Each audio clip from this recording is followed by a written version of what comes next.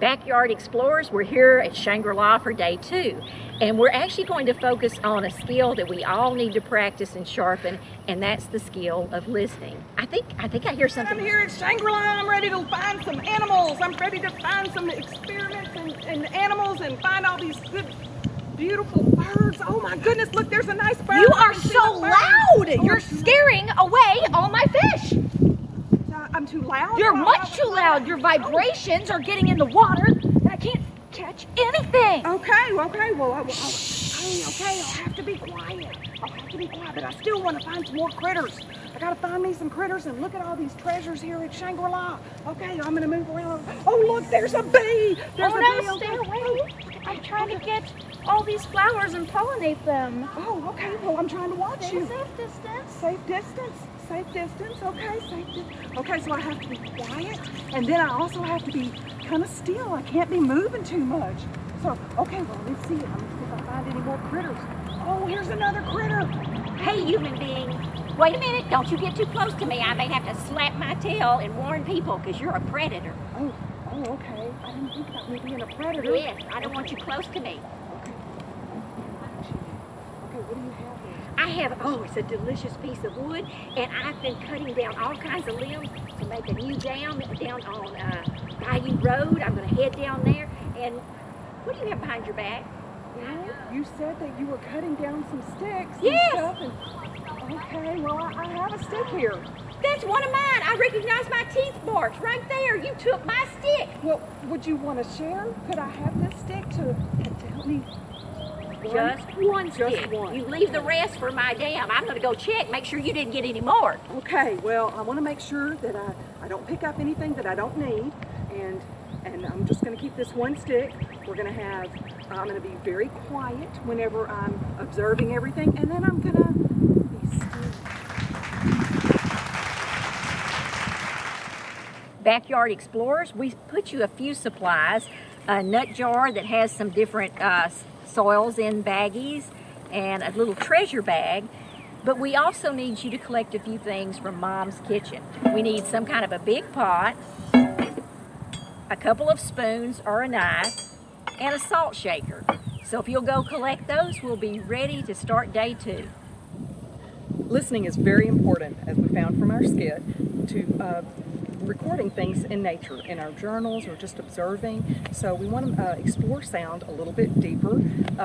Sound is made with vibrations, and it's a form of energy that moves through the air, causing the air particles to bump into each other, and it makes sound waves. It's just like a ripples in the water. Whenever you throw a rock in the water and the ripples go out, then that's how it works with sound waves too. And so we all have eardrums, and our eardrums convert those sound waves into vibrations, and it transmits it to our inner ear and to our brain so we can hear. EcoRangers, this is one of our lover grasshoppers, and as you can see, he's quite beautiful with red-colored wings and a beautiful black and gold-colored body. His eardrum is a little bit different from our eardrums. Ours are hidden inside, and the lover grasshoppers is actually on the outside. And if you'll lift his back wing, right where his hind leg is, you can actually see his eardrum on the outside. That's his eardrum, that round part right there. And one of our journal activities is similar to what we did with the poison ivy. You can zoom in and look at one feature really, really closely, and then zoom out. So we've been working in our journals with this little guy, and we have been zooming in on just his eardrum. And his eardrum has these beautiful rosy colors, and it's very thin, but you can actually see the opening when you use your magnifier to look at it. And if you look at his hind legs, and that's where right under that wing that protects his eardrum. So you can zoom in on one feature, whether it's an eardrum or maybe a leg, and then you can zoom out. And that's what I did. I zoomed in on his leg. I was interested. It was interesting to me to see those little hairs on the outside of his legs. I see all the barbs. He had the little barbs on his leg there. Okay, campers, our first sound experiment is called the head harp. And so you take your string that's in your camp kit, and then put it around the back of your head. Put the center of it around the back of your head. Pull it over your ears, okay? Right over the opening in your ear, and pull it tight, and then just thump it and strum it and see what it sounds like in your eardrums. And now my challenge to you is to make it, see what it sounds, if it sounds different when you have it further away, when you're holding it further away, or when you pull it closer up to your head, and see if it makes a different sound. Sound experiment number 2. You have your spoon from your kitchen, and you have the same string that you did your head harp, and you just loop it around the end of the spoon like this, and in the center, and then twist your fingers around the edges of the string, and then you just put your fingers in your ears, okay, like this, and you let the spoon hang down in the middle. Now what we're going to do is gently tap the spoon up against a few things, okay? So the first thing I'm going to tap it up against is this pole right here. So now you may have heard just a tiny little tap, but it sounded like a gong in my ears, like church bells or something. Let's go tap it on something else.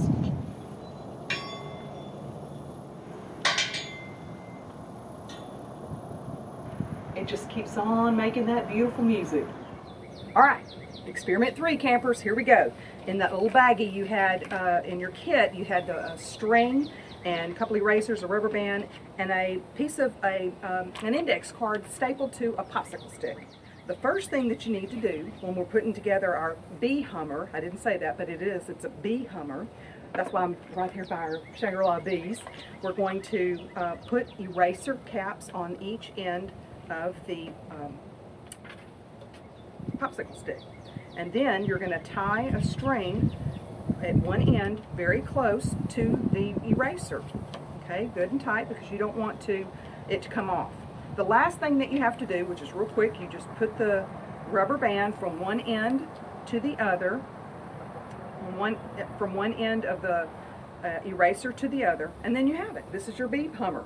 All right, so what you do is make sure that you have enough space, and I have enough space, that you're going to, when you flip it around, when you sling it around, you don't hit anybody or anything. Okay, so you ready? Now let's see if it's going to make that noise.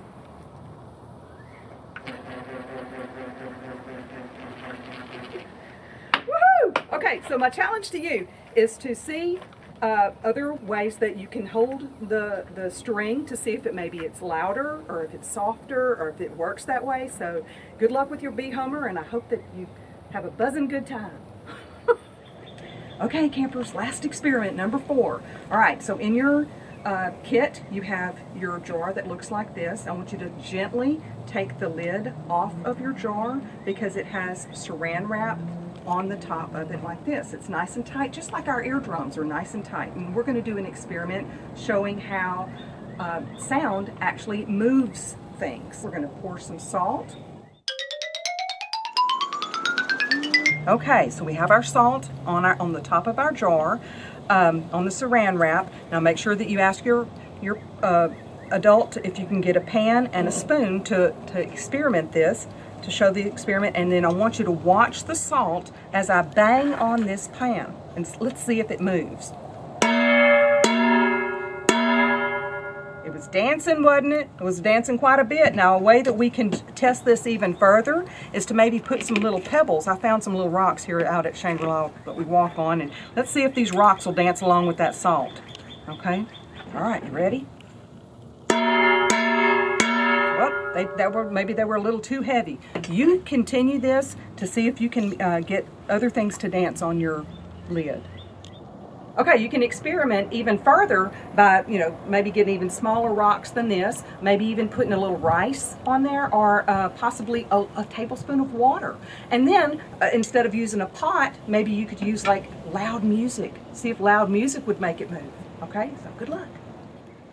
We're going to take your sound jar and we're going to reuse it for another thing. We want to give you a little bit of the beauty of Shangri-La Gardens, and what we're about to do is to make a terrarium. So you need to remove your bags from this, and you'll notice they're different. There obviously are some little pebbles for our drainage. This is actually charcoal, which serves two purposes. It deodorizes the terrarium where it won't smell, and it also purifies the water. And then we have some really light potting soil. This is a small plant that our gardeners grew. It's called a polka dot plant, and it actually, of course, has a botanical name, Hypoestes philostachya. It'll come with a label, so you don't have to remember that. But obviously, if you look at it, it's grown quite healthy, and it's going to be a little bit too big for my terrarium. So I also have some scissors, and I'm actually going to be trimming it back a little bit. When you're doing your terrarium, we even put a few instructions on the label to help guide you. Step one is to find the bag with your brown pebbles in it.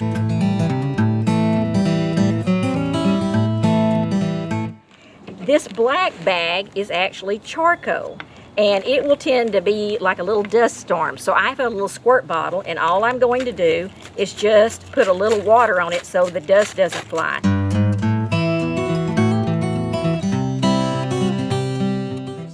Now what we're going to do with our little polka dot plant, and we're going to remove it. Ooh, good roots. Look at all those beautiful roots in this little plant. And you do want to spread the bottom roots out. They tend to sometimes get pot bound. So if you'll move your little things out to the side where it's a little bit flatter, you can gently insert your little polka dot plant and kind of ground him a little bit. Your last bag has the soil in it, and the little white things are perlite to help keep the water around it.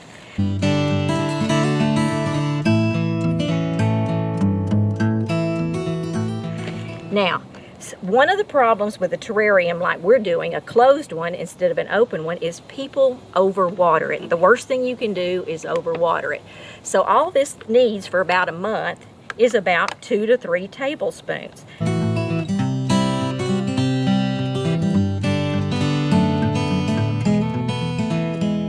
And you know what?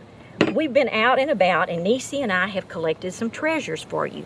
One of them is this beautiful Spanish moss, and its real name is Tillandsia usneoides, and it doesn't look like much, but watch when Nisi puts it in her hand and holds it over here, and I'm going to put some water on it and let her wad it up a few minutes. Look at that green, how it's starting to come alive. This plant lives on air and rainwater, so it's a good pollution indicator. So I'm going to tuck this gently right in here. We got you your own piece of Mr. Stark's petrified wood, so I'm going to put this real close here. Now, you have treasures of your own that you may want to actually incorporate in this as well. When you put this on the top, let me show you the lid.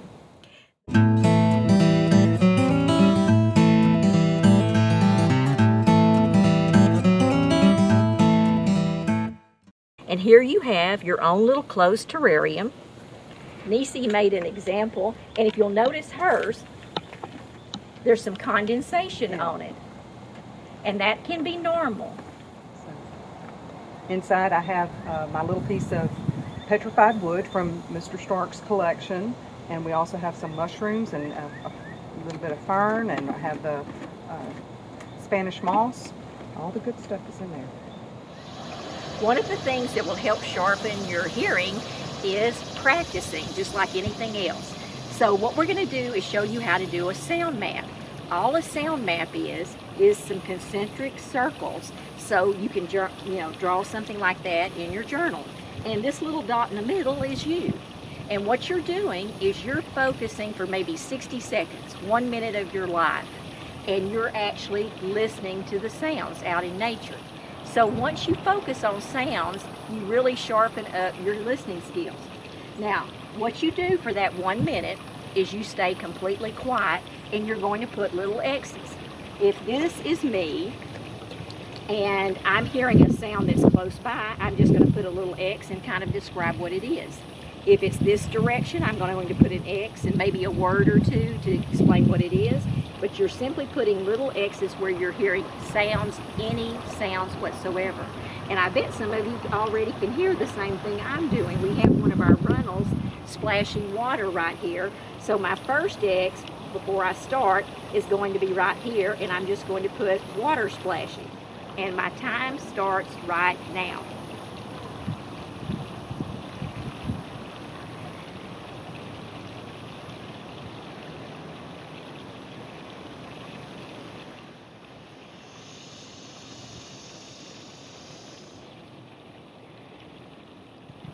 Time's up. Some of the things that I heard were the traffic over on Park. The cicadas made some nice music for us. The wind in the leaves, I could actually hear it rustling when it was picked up a little bit. The water splashing, and one of our gardeners was over and was actually working over there, and I could hear her picking up different things, and some cars. We are near Park Street over here, Park Avenue, and that's a sound mapping exercise. Okay, boys and girls, our challenge to you is to make your own sound map in your journal, and don't forget to put the date, the place that you're doing it, and what the weather is like. It's really, really hot here, so that's what I've written down. It's really hot. So the other thing, that's one challenge. The other challenge would be to find some other things to put in your terrarium. It might be a little toy, or maybe you have some other things in your house or your neighborhood or backyard that you would like to include. And so you could do one or the other, or you could do both. That'd always be good, okay? And then just remember, boys and girls, that We miss you. We're proud of you. Stay curious.